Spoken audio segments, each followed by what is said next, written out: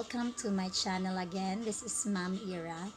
So for today's video, I will be talking about rehabilitation leave or rehabilitation privilege.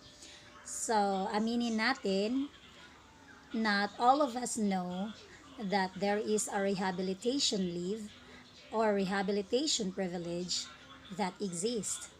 So, as for myself, I've been in the teaching profession for already 12 years and 2 months to be exact.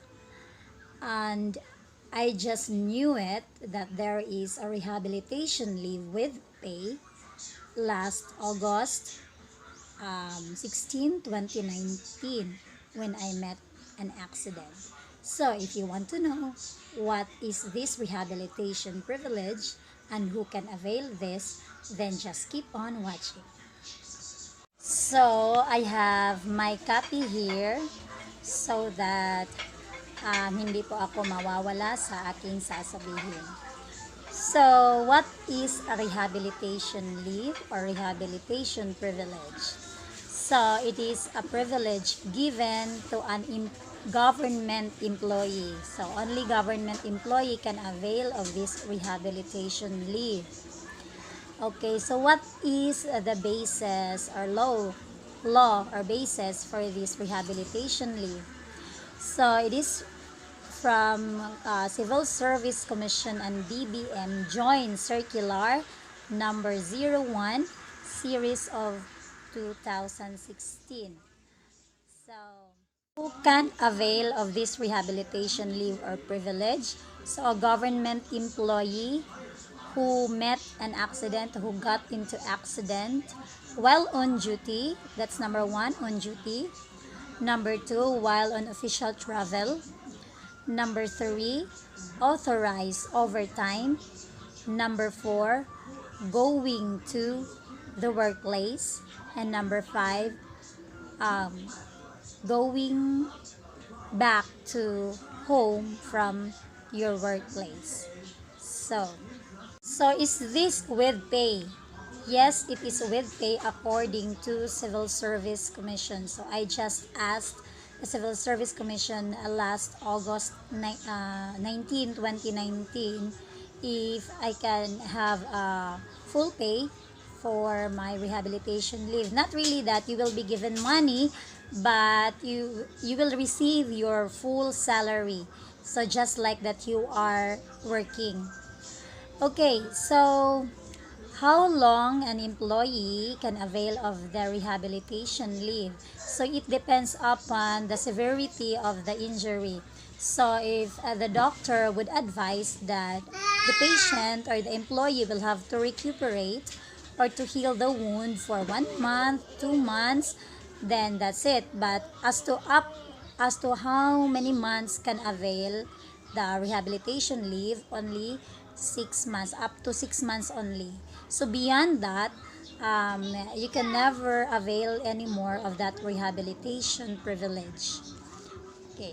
So if the employee cannot process himself or herself due to the accident, so the family member will have to process on behalf of him or her. Now, what are the requirements needed to pass in order for you to avail of the said rehabilitation leave or rehabilitation privilege? So number 1, you have to write an application letter addressed to SDS. That's number 1. Number 2, you have to give first endorsement signed by your principal. Next, second endorsement signed by your district supervisor. 4, Civil Service Form 6 or CS Form 6, the application for leave, stating how many months you will have to leave.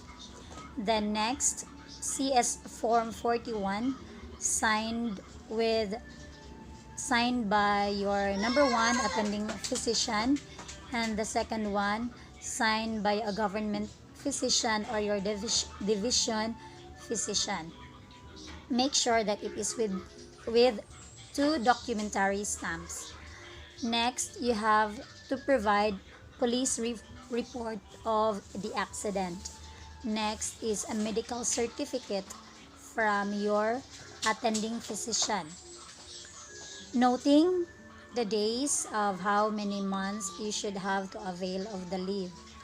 Next, you have to provide a DTR, punch card, logbook, um, or attendance, and make sure, this is very important, make sure that you will have to notify your employer, your division, not later than 5 days from the time that you had your accident. Okay. In order for you to avail of that employees compensation, or GSI is employees compensation, or for the um, private sector, the SSS employees compensation. So I will be talking about that employees compensation in my next video. So if you have questions, just comment down below. And I think that's all. So I hope I give you enough information about what is rehabilitation leave, or how can we avail of that rehabilitation privilege. Thank you for watching, and goodbye.